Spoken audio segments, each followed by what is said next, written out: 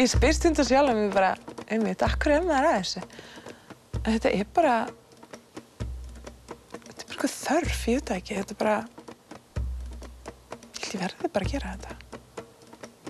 Svo það kemur svona, stundum með bara, að bara hætta þessu, bara nenni ekki lengur og þú veist, bara að gera eitthvað annað og með eitthvað tilgangsmeira eða eitthvað, en svo bara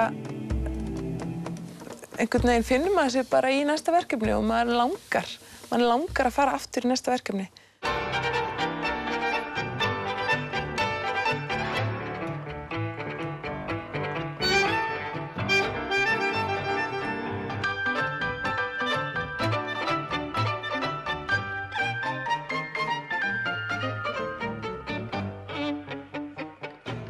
Það var bannað að dansa á vökunóttum sem voru næturnar fyrir hátíðir helgra manna og þetta var kannski eini tíminn sem almenningur í sveitum landsins átti frí.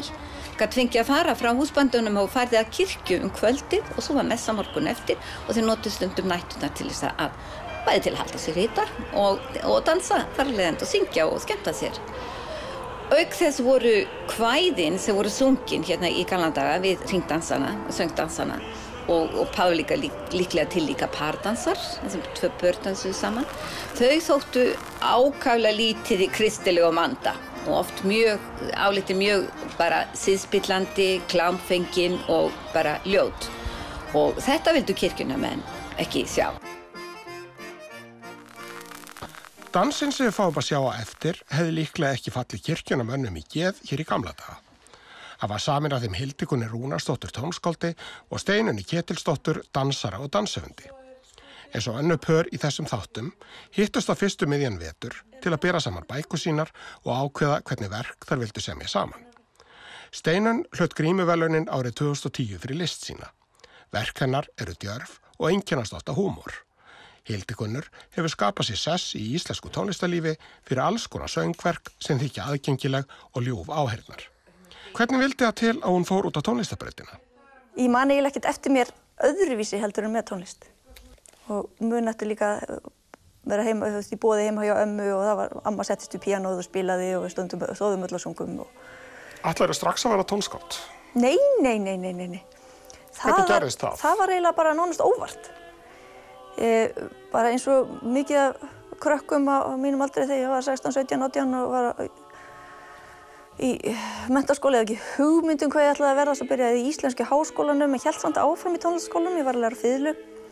Svo bara gekk það ekkert saman og það var bara allt of mikið og ég hélt áfram að læra fiðlu, hætti í háskólanum. Svo ákvað ég að fara í tónfræðideildina í tónlistarskólanum í Reykjavík. Og alveg eins þá upp að fara í einhvers konar fræði mennsku. Ég hafði voða lítið samið, ég hafði kannski útsett smáttari. Svo fór ég í tónsmíðatíma og þá fann ég eiginlega bara strax að þetta var eitthvað sem átti við mig og þetta fannst mér skemmtilegt. Þannig að þú byrjaði að semja þá bara? Já, í raun og veru.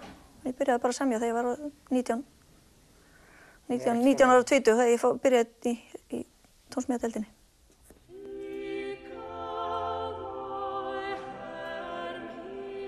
Á þessum árum var oft talað að nútímatónlist væri óskiljanleg. En tónlistarheimurinn hefur breyst töluvert. Ólíkir tónlistargeirar blandast æ meira saman. Eru tónskáld nú á dögum frjálsari en áður? Það er alveg pottþétt miklu meira sem maður má gera.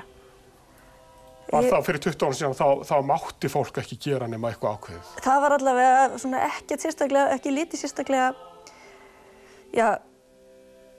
hýru auga að fólk, ég var til dæmis ekkert sérstaklega mikið í tísku þegar ég byrjaði vegna þess að ég byrjaði alltaf strax að semja lagræna tónlist. Og hitt hentaði mér ekki, þegar hafi mjög gaman að hlusta á margt sem er verið að semja atónal og út úr tóntegundaverkum, þá var það bara ekki það sem ég vil gera.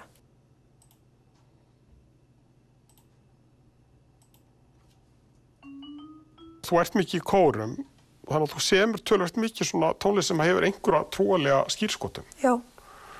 Akkur er það? Er það bara út af því að þú ert svona mikið í kór eða ertu trúuð eða ertu... Það er nefnilega svo merkilegt, ég er nefnilega ekki trúuð. En ég hef samt unnið mjög mikið með þarna og vinn mjög mikið í kirkjunni. Ég syng í þarna kór sem tengdur kirkju og með sér fleiri en einum. Og fæ pantanir verk frá kirkjukórum. Og það ofsalega handhægt að grípa til sálmabókarinnar eða kirkjulegra texta, sérstaklega á latínu. Þeir eru margir tilflottir textar á latínu og ég get alveg samsamað með þeim þó ég sé ekki persónulega trúð.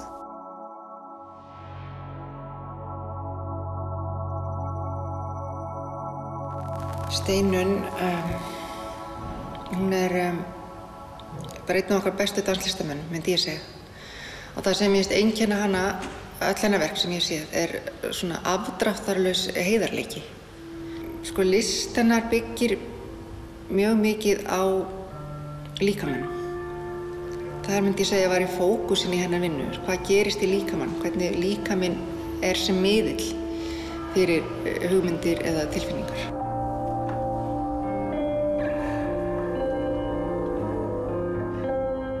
Var mikið dansa í kringu þig á þínu bernsku heimili?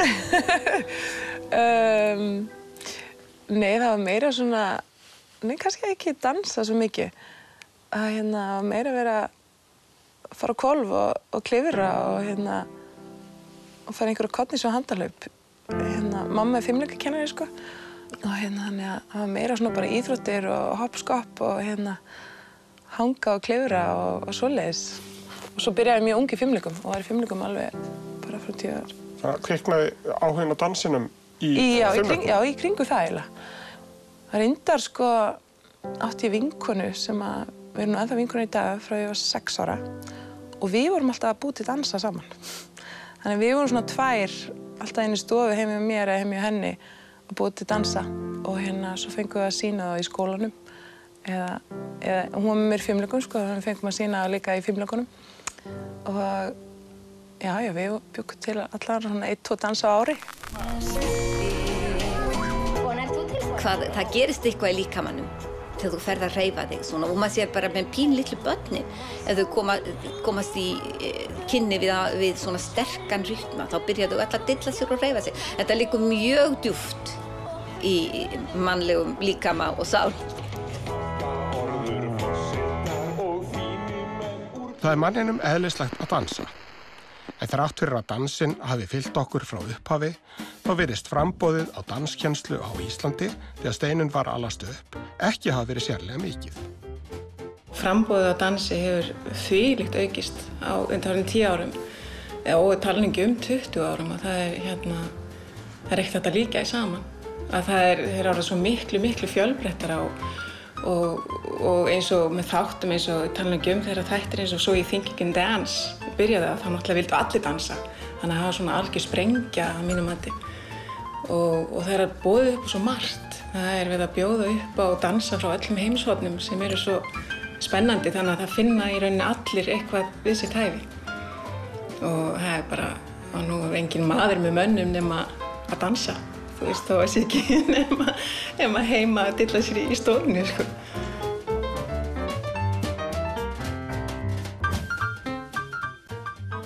Það var náttúrulega bara Þjóðleikhúsið, klassíski listaskólinn. Ég var nú eitthvað í ballett aðeins, ég held að það verið Eddu Skeving. Svo var ég inntökuprófi í Þjóðleikhúsið, eða listaskólann í Þjóðleikhúsinu og komst ekki inn og svo var ég eitthvað í jazzballett og alltaf bara svona eitthvað aðeins, var ekki alveg viss með þetta.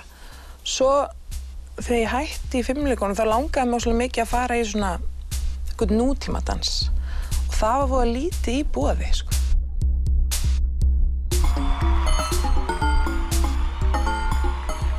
Hvað er eiginlega nútímadans? Það er svo margt. Hversdagslega hreyfingu má flokka sem nútímadans ef hún er sett í ákveðið samhengi, kannski endurtekin og tengd í tónlist eða bara einhverja sviðsmynd. Við sjáum slíkan dans oft á góðviðrisdögum í miðri Reykjavík. Bara hitthúsið með þessu framtaki þeirra að fá hópana. Núna eru búin að vera danshópar á hverju sumri, núna í nokkur ár. Að með því að láta þau vera að gera eitthvað niður á torgi, að það er bara frábært framtak. Bæði að gefa þessum krökkum tækifæri til þess að vera að sýna listina sína, samhliða öðrum listum Og líka þetta með að gefa bara venjulegu fólki sem labbar niður í miðbæ til þess að fá sér kaffi, tækifæri til þess að sjá þetta líkamlega tjáningaform.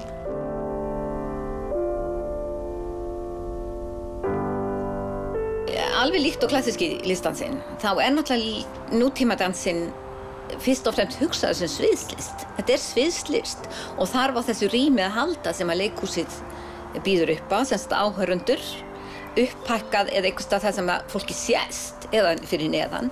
Það þarf umbúnað leikhúsins, það þarf lýsingu, það þarf leikmyndir, það þarf búninga, þannig að nútímadansinn þarf eins og fyrir ekkert síður en leikrit eða annar ennur sviðslist á leikhúsum að halda.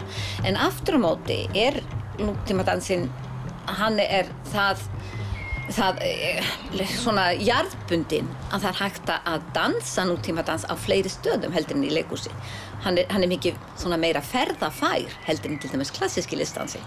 Það hægt að dansa út í görðum og niður á torgum sem mjög auðvelt í nútímadansi en erfiðara með klassíska dansi.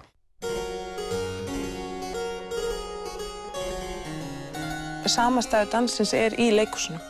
Þannig að okkar svið eru þar. Þannig að það það sem við sýnum. Dansflokkurinn til dæmis í Borgarleikhúsinu með leikfélagi Reykjavíkur. Og í styrkjakerfinu erum við undir sama hatti. Leiklistaráð, við sækjum í leiklistaráð. Það ekki sér svona fyrir dansinn.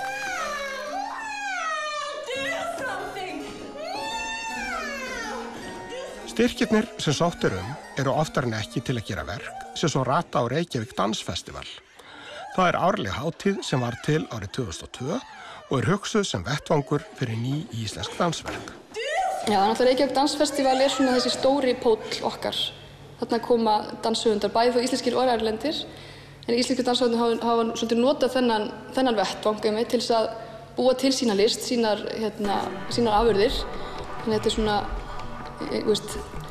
byrjar jafnvel þá á Reykjavík Dansfestival og vonandi fer svo meira út í heim. Þannig að þau öðlist eitthvað líf, þessi verk.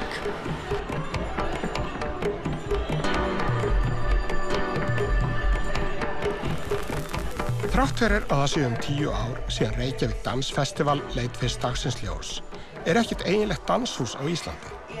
Í svokallaða dansverkstæði sem var opnað fyrir stuttu vísir að slíku húsi.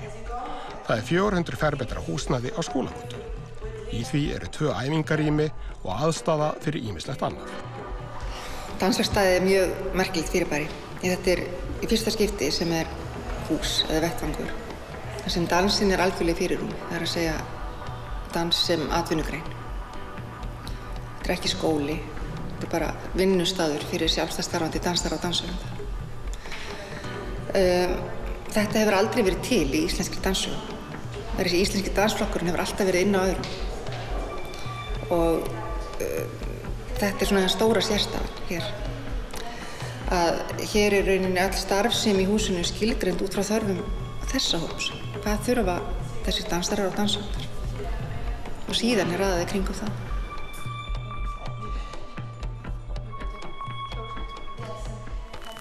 Segðu mér nú aðeins frá verkinu sem að þið Hildigunnur eruð að semja. Við vorum nokkuð að tala bleikt daginn, en hvort sem að það eitthvað sem að verður eða ekki. Þannig að kom upp í hugan, bleiki liturinn. Það kannski að því ég var að tala svo mikið svona konur og kvenleika og ýkjur í því samhengi. Svona einhverjar, ekki beint staðalímyndir, en svona ýktir eiginleikar kvenna í hreyfingu.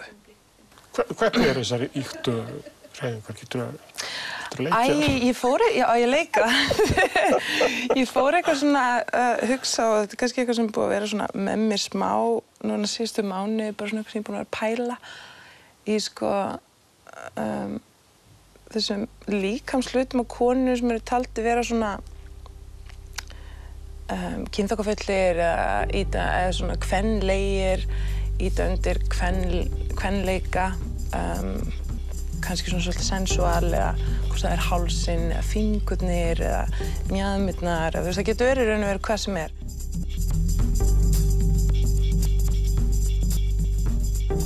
núna kom hún með þessa hugmynd með þessari kvenlegu hreyfingar og svona og þá byrja ég aðeins kannski að pæla í því og setja saman einhverja músík og svo sendi ég henni þá músík og þá athugar hún hvort hún getur fundið eitthvað út af því og svo segir hún kannski, já, heyrðu, mér langar aðeins meira, aðeins lengra þessu.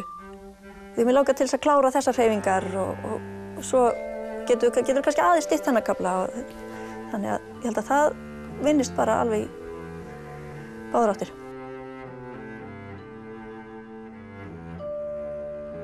Ég hef aldrei unnið svona náið með tónlistarmanni. Var það ekki með? Nei. Hvernig vinnur yfirleitt með tónlistarfólki? Þau vanlega komi inn bara ofsalega seint í ferlinu, ef það hefur verið. Þannig þetta mjög spennandi sko, að fá að vinna með henni svona alveg strax í byrjun, í hugmyndavinninni og á öllu ferlinu.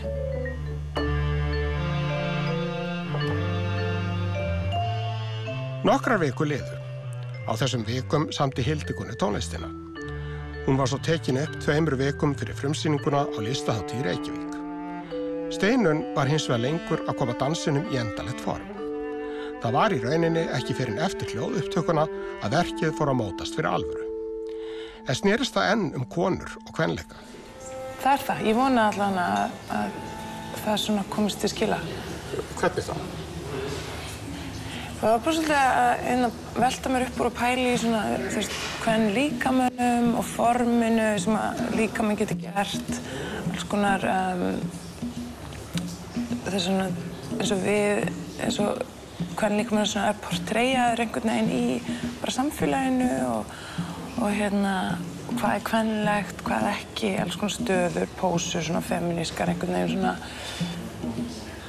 Og ég var svolítið að leika mig bara með þetta, svona alls konar, já, brjóst og mjaðmir og hálsinn og hárið og fingur og neglur og svo er að vísu það er allt orðið af svolítið öðru en það er svona, var útgangspunkturinn minn samt.